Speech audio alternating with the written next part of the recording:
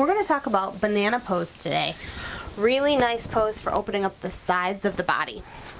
So we're going to come onto our backs, and we're going to keep our pelvis grounded down through this entire pose. Okay?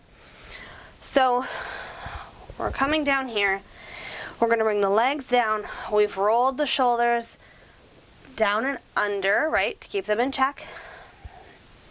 So bring the legs down. And I'm going to bring my leg a little closer to the wall, and then I'm going to cross my right leg over it.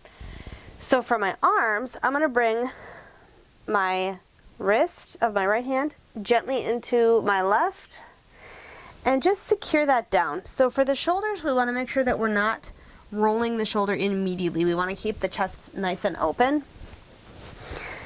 And then we pull our belly button in towards our spine. So depending on where you're tight, like for me, when I really engage my abdomen, I can feel that nice stretch in my hip flexors.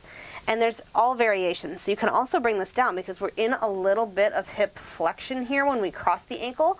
So that psoas is a little bit active, but we're still getting a nice stretch.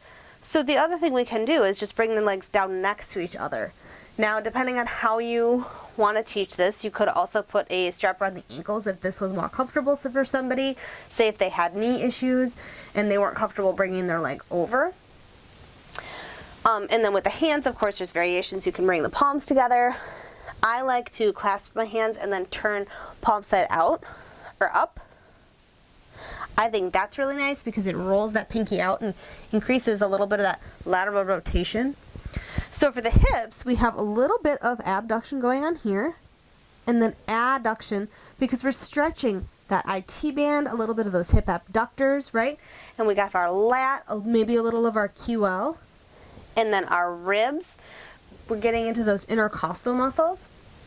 We could really focus on the breath here with this one. I'm going to turn my palms up for this, and then we're kind of pressing that elbow towards the floor to engage that lateral rotation a little bit more in that shoulder. And then for the shoulder, we're going to, depending, maybe we feel this in our subscap a little bit, maybe serratus anterior, the lats as we're working all along that axillary border, that lateral border of the scapula.